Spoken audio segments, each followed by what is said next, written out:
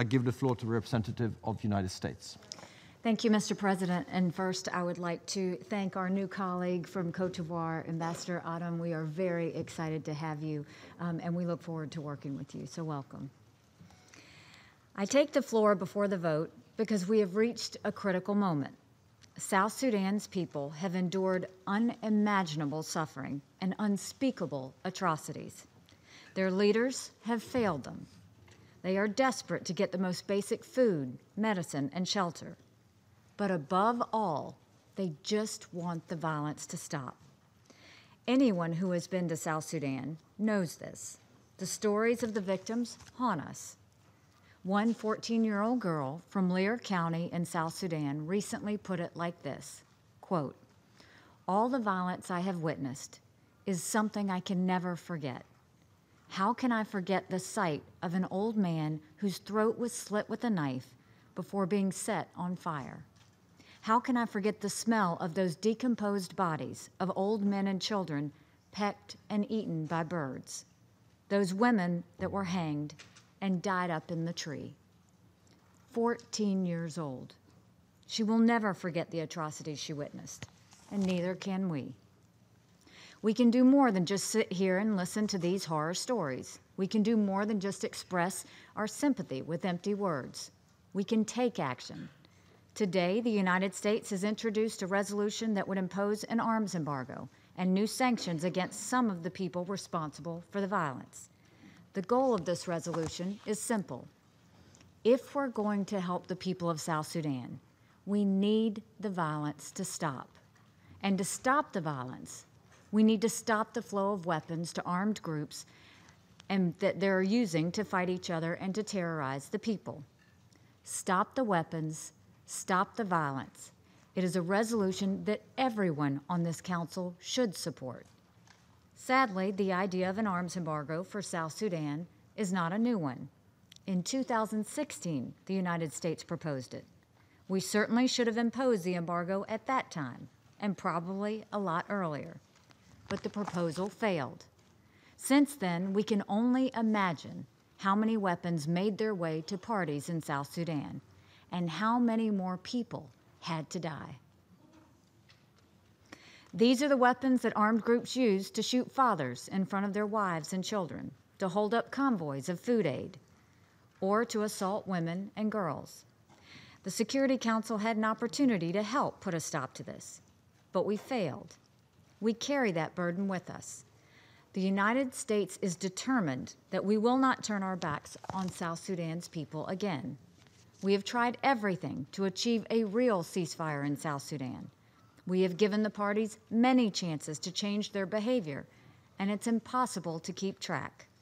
We have waited and waited for negotiations to make a difference. Time passes, but the fighting in South Sudan never stops. The UN recently came out with a report that looked at the violence only from April 16th until May 24th of this year in just one state. Over these 6 weeks, the UN found that armed forces attacked 40 villages. 120 women and girls were raped or gang raped. 232 civilians were killed, including 35 children. 25 people were killed by hanging. 63 children, elderly, and people with disabilities were burned alive. Armed groups in South Sudan are literally burning people alive and hanging them from trees. This is barbaric. And again, all of this violence happened over just 6 weeks in one state. The irony here is that all of this fighting took place after the parties signed the cessation of hostilities agreement in December. Every few months, it seems, we see announcements that the parties have agreed to a new ceasefire. Sometimes they even call these ceasefires, quote unquote, permanent. These ceasefires have never held. The only certainty about a ceasefire in South Sudan is that the parties will violate them in a few hours. So the question before us today is quite simple. Why would we possibly want to give the people responsible for this madness more weapons? Why would we give the parties more opportunities to attack the people of South Sudan? How do we explain to the people of South Sudan that we are willing to let their tormentors get new weapons? More arms for South Sudan cannot be the answer. We have heard the argument that an arms embargo might undermine the peace process. To be clear, the United States supports the peace process in South Sudan. We want nothing more than to see this dialogue work out. The arms embargo is a measure to protect civilians and help stop the violence. For negotiations to work, we must end the cycle of broken promises to stick to the ceasefire. Peace in South Sudan will not come by letting the parties get their hands on more weapons. The opposite is true. Supporting an arms embargo will show the parties that we are fed up with the delays and the stalling. It will show our resolve to make life better for the people of South Sudan. For too long, the Security Council has failed these people.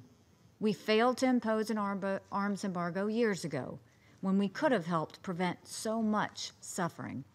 We have failed to stop the fighting. We have failed to hold South Sudan's leaders accountable for the misery they have caused. But today, we can and we must defy this history. We can come together to show South Sudan that the era of impunity is over. We can show the world that the Security Council will live up to its responsibility to help maintain international peace and security. Above all, we can send a small signal of hope to the people of South Sudan. By adopting this resolution, we can stand in solidarity with them and at long last show that we are able to help. The United States urges all members of the Security Council to do what is right for the people of South Sudan. We urge you to vote in favor of this resolution. Thank you, Mr. President. I thank the representative of the United States.